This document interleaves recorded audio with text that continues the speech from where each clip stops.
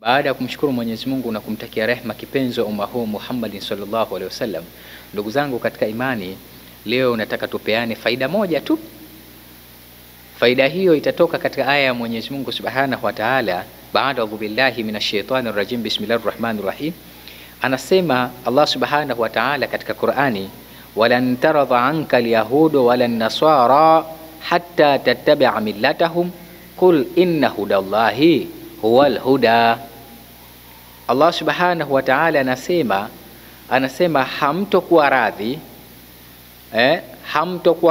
wala taradha anka alyahuda wala nasara, hamtokuwa radhi na mayahudi na manaswara. Hamwezi mkawa vipenzi vyao hao watu wawili kati ya mayahudi na manaswara, hata tattabi'a millatahum, mpaka mfuate mila zao, mfuate kile ambacho wao wanachokipenda, wanachokitaka wao, ndio mtakuwa radhi nao, mtakuwa vipenzi vyao. Lakini mwisho wa siku akasema Mwenyezi Mungu Subhanahu wa Ta'ala akisema, kul, sema Muhammad, uambie watu wako, inna hudallahi, hakika muongozo wa Mwenyezi Mungu Subhanahu wa Ta'ala, huwal huda, huo ndio muongozo uliokuwa sahihi. Kwa nini tumekumbushana katika aya hii? Ndugu zangu katika imani, sote tunafuata utaratibu wa Kiislamu na tunajua Muislamu wote anaujua utaratibu wake, lakini kuna kule kukumbushana sifa ya mwanadamu, anisianu wa sayiati, mkosefu lakini pia msahaulifu. Tunakumbushana katika ukumbusho huu, tuko katika masiku ya sikukuu za Pasaka. Hakukatazwa Muislamu kuwa na ukaribu na rafiki yake ambaye si Muislamu. Hakukataza Muislamu kumfanyia wema ambaye ndugu yake ambaye si Muislamu. Lakini kilichokatazwa ni Waislamu kushiriki katika ibada za wale ambao wasiokuwa Waislamu.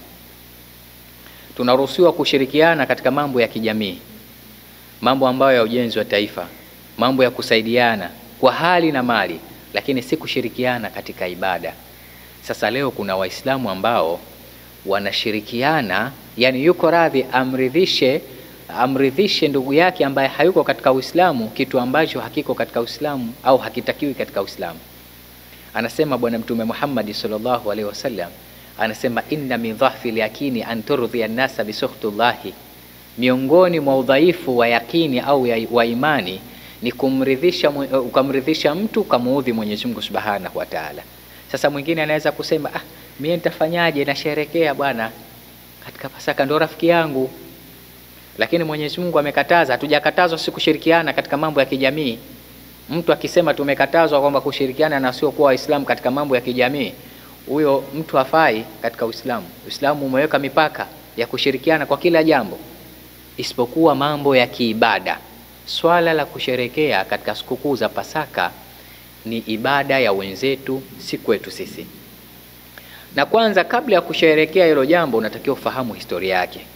Ukitaka ufahamu historia ya Pasaka, lazima kwanza urudi katika zama za Ibrahim. Ukitoka katika zama za Ibrahimu, unakuja katika zama za Yusuf. Baada ya kutoka katika zama za Yusuf, unakuja katika zama za Nabii Musa alayhi salatu wassalam. Sasa katika zama za Musa unakutana na mfalme Firauni ambaye alikuwa anaitwa mfalme Farao. Watu wana wa Israel waliteswa zaidi ya miaka 230.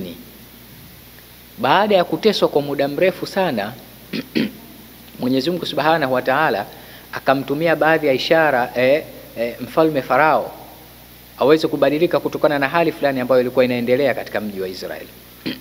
Lakini mfalme Farao akazikataa zile ishara. Allah Subhanahu wa Ta'ala akaleta pigo linaloitwa Pasaka. Pasaka ni pigo la mwisho kwa wana wa Israel ambalo liliandaliwa kwa wana wa Israel. Mungu aliwataka wautunze mwezi wa Abibu. Sawa? Ukisoma katika Kutoka 12:1 anasema, andiko linasema, huo utakuwa ni mwezi wa mwanzo wa mwaka kwenu, ambako kwa Waislamu tunasema ni mfunguo 4, ambao mwezi huo Mungu aliwataka wana wa Israel wachukue kondoo au mbuzi waweke mpaka siku ya 10. Itakapofika siku ya 10, wamchinje ule kondoo au mbuzi, ile damu waipake katika miimo ya milango yao. Wakishapaka katika miimo ya milango yao, atakapokuja malaika wa adhabu kuja kuadhibu kwa wale watu wa Israel, basi atajua nyumba hii ni ya watu wana wa Israeli. Hatoadhibu katika nyumba ambazo miimo yake ya milango imepakwa ile damu. Hilo ndio linaitwa pigo, ndio linaitwa Pasaka. Lakini hivi leo Waislamu tunasherehekea kitu ambacho hatujui chanzo chake ni nini na mwisho wake ni upi. Mwisho wa siku tunaingia kwenye dhima ambazo tusizozijua. Wenzetu wao wana itikadi Pasaka ni kufa na kufufuka kwa Yesu.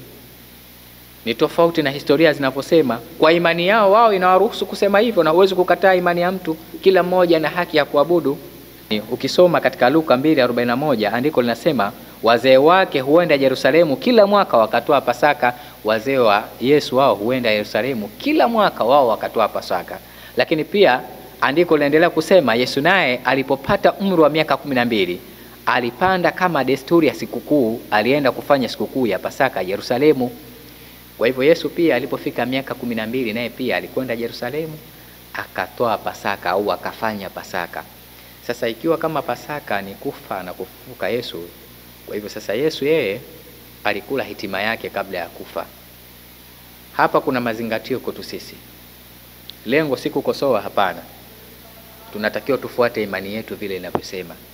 Imani yetu sisi tushirikiane na wenzetu katika mambo ya kijamii, mambo ya ujenzi wa taifa, katika mambo tofauti tofauti, lakini si kushirikiana katika masuala ya kiibada. Kwa sababu Mungu anasema katika Qur'ani, walan taradha anka alyahuda wala nasara hatta tattabi'a millatahum kul inna hudallahi huwal huda. Hamtokuwa radhi kati ya Mayahudi na Manaswara mpaka mfuate mila zao. Na katika hadithi ya Bwana Mtume Muhammad sallallahu alaihi wasallam, ana Abi Sa'id al-Khudri kala Rasulullah sallallahu alaihi wasallam, anasema Bwana Mtume katika hadithi, la tatabi'anna sunana alladhina min qablikum shibran bishibri, mtafuata mwenendo wale ambao waliopita kabla yenu kidogo kidogo, shubiri kwa shubiri. Akaendelea kusema akasema, fadhira'an bi dhira'i, dhiraa kwa dhiraa, hatta law salaku fi juhri dhabbi la salaktumuhu, anasema mpaka mtaingia katika shimo la kenge, la salaktumuhu, mtaingia katika shimo hilo.